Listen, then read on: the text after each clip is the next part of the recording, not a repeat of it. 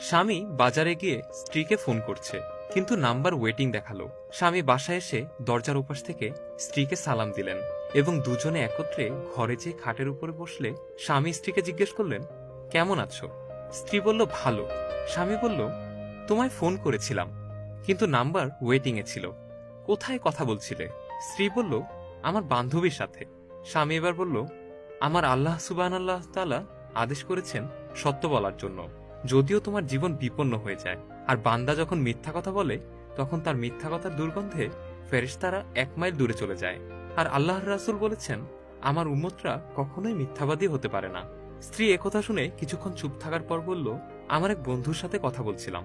স্বামী একথা শুনে বলল, দেখো, আল্লাহ সুবহানাল্লাহ তাআলা স্বামী স্ত্রীর সম্পর্ক হালাল করেছেন, আর তুমি যে ছেলের সাথে কথা বললে, এমন ছেলেদের সাথে কথা বলা হারাম। তুমি কি জানো জান্নাত কোথায়? স্ত্রী উত্তর দিল, না। স্বামী বলল, হুজুর পাক সাল্লাল্লাহু আলাইহি ওয়াসাল্লাম বলেছেন, জান্নাত তোমার 2 উরু এবং 2 চোয়ালের মাঝখানে। যে ব্যক্তি এই 2টি জিনিসের হেফাজত করবে, সে জান্নাতি। এ কথা বলা শেষে স্বামী নামাজে দাঁড়ালেন। নামাজ শেষে স্ত্রীর জন্য দোয়া করলেন, ইয়া আল্লাহ, তুমি যদি হযরত ওয়াসি রাদিয়াল্লাহু তাআলা আনহুর মতো কঠিন হৃদয়ের মানুষকে দ্বীনের বুঝ দিতে পারো, হযরত ওমর ফারুক রাদিয়াল্লাহু তাআলা আনহুর মতো কঠিন মানুষকে দ্বীনের বুঝ দিতে পারো, তাহলে আমার স্ত্রীকেও তুমি হেদায়েত দাও। তার মাধ্যমে আমাকে নেককার সন্তান দাও। স্ত্রী স্বামীর মোনাজাত শুনে চিন্তা করল, আমি যার সাথে কথা বলি, তার তো এই মানুষের জুতা টানার যোগ্যতাও নেই। সবকিছু জেনেও আমাকে কতটা ভালোবাসে। আর নয়, আজই তওবা করব, আর স্বামীর পায়ে ধরে ক্ষমা চাইব।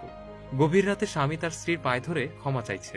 স্বামী বলছে, আমি জানি তুমি অবুঝ, তাই ভুল করেছ। আল্লাহ তোমায় হেফাজত করুন। স্বামী তার স্ত্রীকে বুকে টেনে নিয়ে চোখের পানি ছেড়ে দিয়ে আল্লাহর দরবারে শুকরিয়া আদায় করলেন।